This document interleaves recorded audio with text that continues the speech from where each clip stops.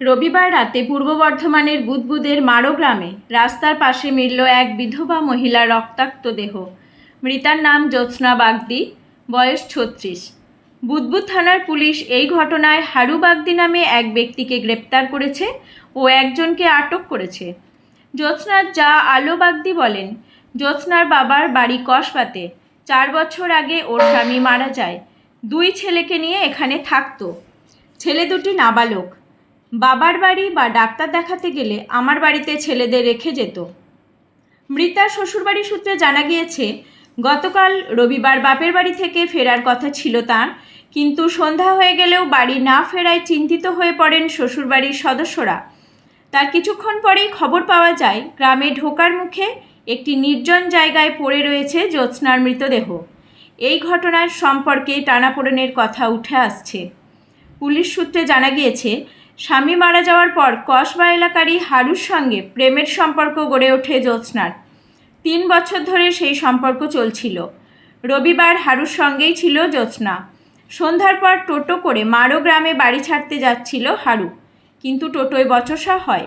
তারপরেই গলার নলি কেটে খুন করা হয়।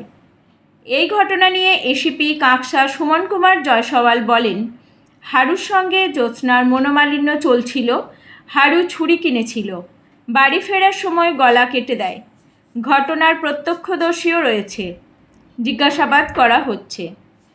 মারো থেকে নিজস্ব প্রতিনিধি রিপোর্ট, সুখবর টিভি।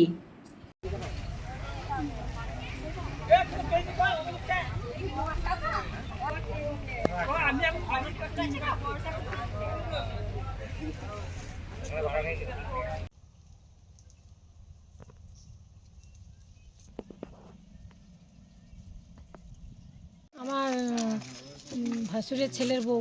আচ্ছা, তো মানে কি ঘটনা ঘটেছিল কালকে? কালকে ঘটেছে আমরা তো বলে জানি না বাবা, ও পশু বলে ডাক্তার দেখাতে যাবো বলে গিয়েছে বাপের ঘর। আচ্ছা। আসার পর তো এসব কি হয়েছে আমরা তো জানি না, বাইরে থাকি। না, আপনারা কখন খবর পেলেন? আমরা খবর পেলাম সেই 8টার সময় রাত্রেবেলা। হ্যাঁ। আপনাদেরকে কারা জানালো? কেউ বললো না, সব ওই জন্য সব রিস্কালারের রাস্তা সবসময় লোক আছে আর আসছে, তারা পড়েছিল বলেছে। পড়ে নিয়ে বলছে যে, তারপরে ছেলেগুলো গিয়েছে নিয়ে দেখেছে আমাদের নাতিরা বলছে কাকির আধার কার্ড ভোটার কার্ড রয়েছে, তো কাকির এইখানে ডকুমেন্টগুলো কানে রয়েছে। নিয়ে বলছে তাহলে দেখি খুঁজে আমার কাকি কোথায় রয়েছে। দিয়ে ওই জন্য সব খুঁজে সব দেখে না আমার কাকি তখন মার্ডার হয়ে গিয়েছে। আচ্ছা, ওইটুকুনি তো আমাদের থানা পুলিশ। ও ফ্যামিলিতে কে কে রয়েছে ওর? ওর ফ্যামিলি এই বাচ্চাটা, এই যে এক ছেলে নাকি? না, 2টো ছেলে, একটা মায়ের সাথে গেছে আর এইটা। আচ্ছা, ও স্বামী তো মারা গেছে বলছিল নাকি? স্বামীও মারা গেছে। আচ্ছা, তো কাউকে কি সন্দেহ কিছু করেছেন নাকি? আমরা ওসব করি নাই বাবা, আমরা বউ মানুষ, আমরাও খেটে খাই, ও খেটে খায়। পুলিশ এসছে? হ্যাঁ, পুলিশ এখানে আসে না, ওখানে 3 গাড়ি পুলিশ এসেছিল। আচ্ছা, ওখানেই যা হয়েছে। আমরা কি আপনাদের কিছু বলেছে পুলিশ কিছু? না, আমাদের কিছু বলে নাই। আর আমরাও রাতে বেলাতে খেটে আসি, ঘুমিয়ে যাই। আমরা কি কাজ করতো? কি কাজ করতো, কোথাও যেত না, বাড়িতে থাকতো, শরীর খারাপ করে থাকতো। আচ্ছা, ওই ছেলেদিকে আমাদের তো বলে না বাবা, ছেলেগুলো বলেছে আমার ডাক্তার দেখাবে। তারপরে এই ঘটনা পেয়েছে? হ্যাঁ, পরশু দিনে বেরিয়েছে। পরশু থেকে কালকে বিকেলে হয়েছে?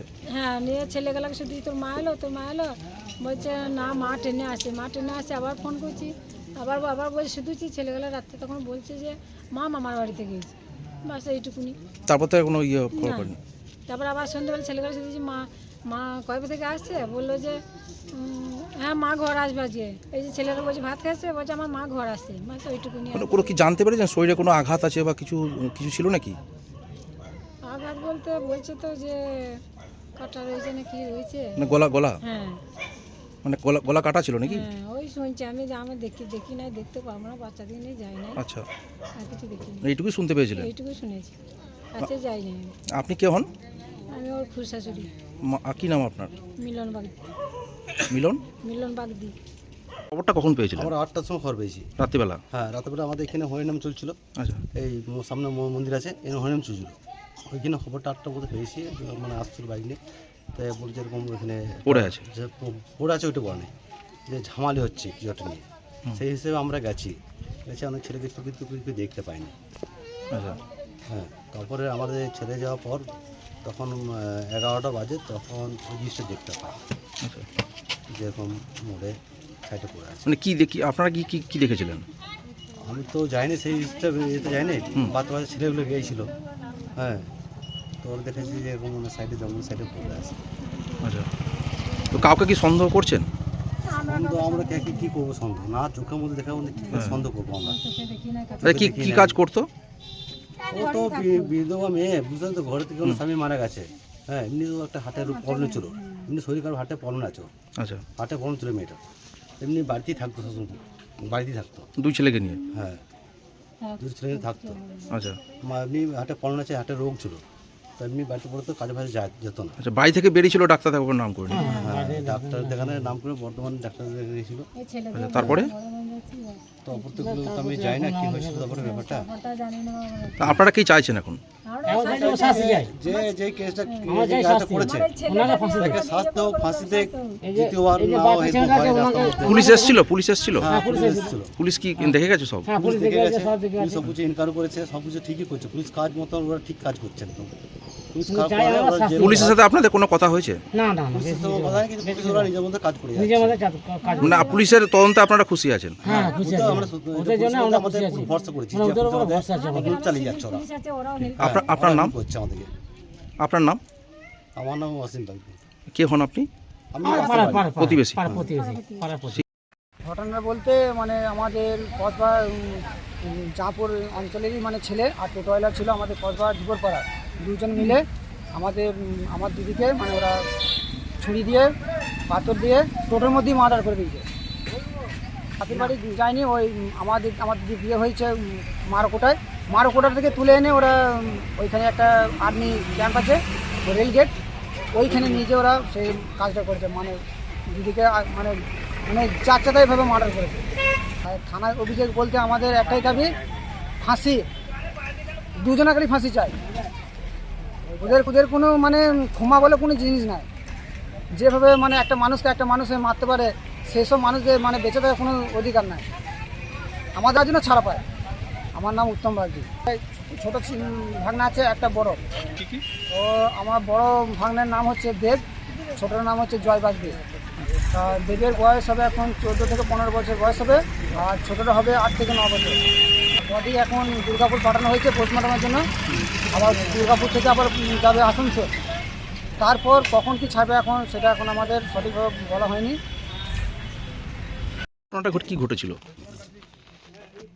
কসবা গ্রামের ওই একজন ভদ্রমহিলা, তার নাম হচ্ছে জ্যোৎস্না বাগদি। ওর বিয়ে হয়েছিল মারো গ্রামে। ওনার 2 ছেলে আছে। তো ভদ্রমহিলার স্বামী মারা গেছেন, উনি বিধবা। তো ওনার বাপের বাড়ি ওখানেই আর এক ছেলে ছিল হারু বাগদি।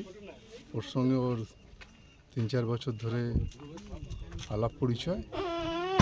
তো ওদের মধ্যে একটা সম্পর্ক গড়ে উঠেছিল। সে হারু বাগদির সঙ্গে প্রায় সম্পর্ক 3-4 বছর ধরেই রয়েছে। তো গতকাল ওরা এরকম ধরনের মানকরে কোনো হোটেলে এসেছিল, ওখান থেকে ফিরে ও মারো গ্রামে যাচ্ছিল, ওকে টোটো করে মারো গ্রামে ছাড়তে যাচ্ছিল। সেই সময় রাস্তায় কোনো বচসা হয়েছে ওদের নিজেদের মধ্যে। তো হারু বাগদি যে আছে, প্রথম থেকেই একটা, যা পাচ্ছি আমরা ইনভেস্টিগেশনে, একটা ছুরি কিনে রেখেছিল। ওর সঙ্গে কিছুদিন ধরে একটা মনোমালিন্য চলছিল আর কি। সে আজ ফেরার সময় এই জায়গাতে ওর গলা কেটে দেয় হারু বাগদি, জ্যোৎস্নার। আচ্ছা, তো গলা কেটে দেওয়ার পরে ও এখানেই ওর ডেড বডি পাওয়া যায়। আমরা থানা থেকে কাল রাত্রি খবর পেয়ে সঙ্গে সঙ্গে ডেড বডি আমরা রিকভারি করি। তো আসামিও জাস্ট কিছুক্ষণ আগেই আমরা অ্যারেস্ট করতে পেরেছি, আসামিও পেয়ে গেছি। আর এফএসএলের টিম আমাদের আসছে। কজন গ্রেপ্তার হয়েছে? একজনই করেছে, একজনই হয়েছে। আচ্ছা, তো আমাদের আই উইটনেসও রয়েছে। যে টোটোতে দেওয়া যাচ্ছিল সে ভদ্রলোককেও আমরা পেয়েছি, তাকেও আমরা জিজ্ঞাসাবাদ করছি। ঠিক।